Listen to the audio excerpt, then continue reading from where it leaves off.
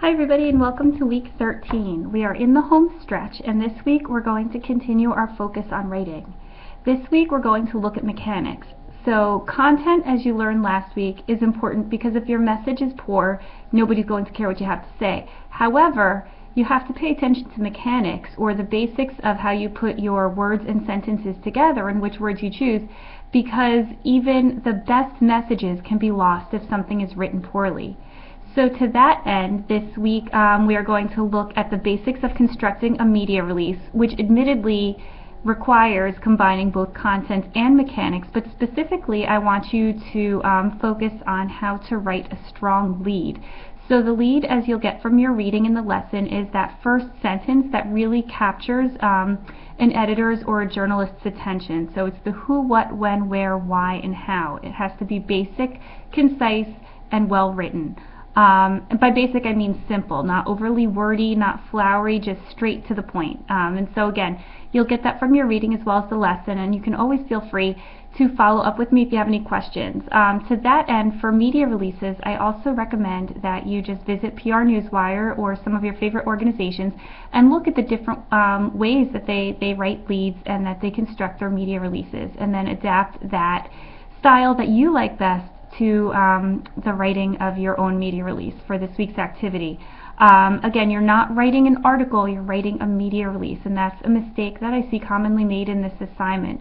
So you're not the journalist writing an article for the newspaper. You are the communication specialist writing a media release that you hope will be picked up and turned into an article with some modification by a journalist. So try to keep that in mind as you are constructing your media release. And then let me just click over to the folder to see what else you have. I had it pulled up, and there we go. Okay, so in addition to that, you have a grammar assessment. So this is basically a series of just online multiple choice answer questions about what the right word is for the completion of each sentence. So some of these are really basic, but we see them messed up all the time. So for example, the difference between to, and to, there and there. These are really simple mistakes that can completely undermine your credibility as a writer if you make them. So this is a great tool for you to see kind of where you stand in terms of the mechanics of writing. And so if you don't do as well as you thought you would, don't be discouraged. Again, these are common mistakes, and that's why I'm highlighting the assessment in this lesson, so that you could be aware of where your strengths and weaknesses as a writer may be, and you can kind of just adjust them and work harder on where your weaknesses are moving forward. And of course, there's a current event discussion lead as always, so I encourage you to check that out. There are two readings. There's a media release chapter. It's uploaded as a PDF on in the week 13 folder right now. And then there's another reading that I don't know why it's not showing up, but I will get it up there by the end of the day. I'm sure I've mentioned 100 times that my hard drive crashed 2 weeks ago or a week and a half ago, so I'm missing all of my documents. So I just have to rescan the reading and post it. So like I said, it should be up by the end of the day today. I'm sorry for the delay on that. I also sent out the video regarding the final paper. I sent that out last week, I think early last week. So if you haven't already, be sure to go through that and also check out and read in its entirety the assignment sheet, which is in the final PR evaluation folder under our lessons tab.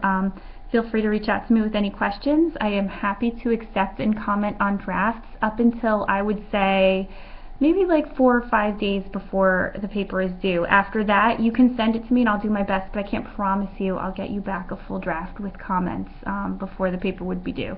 So I would recommend getting started on the paper early. Send me an outline, send me a draft, whatever you would like to do, or just really make sure you're putting in the time that it requires. And again, the due date for that is after the end of the semester, because I treat it like a final paper. I treat it like a final exam, even though it's a paper. So you have until, I believe it's Tuesday the 5th of May at midnight to get that in. So again, view the video. If you don't still have the email I sent out the video in, there is a link to the video under the resources tab in our Angel classroom. So I think that's it for now. Today is Tuesday, and I will be on campus today, tomorrow, Wednesday, as well as Thursday. I'm generally here from early in the morning until 2:30, so you can drop by, but I also have a lot of meetings and other stuff going on, so your best chance of catching me is setting up a time to meet ahead of time. So I guess that's it. I hope you all are having a great week and enjoying the weather, and I look forward to talking to you soon.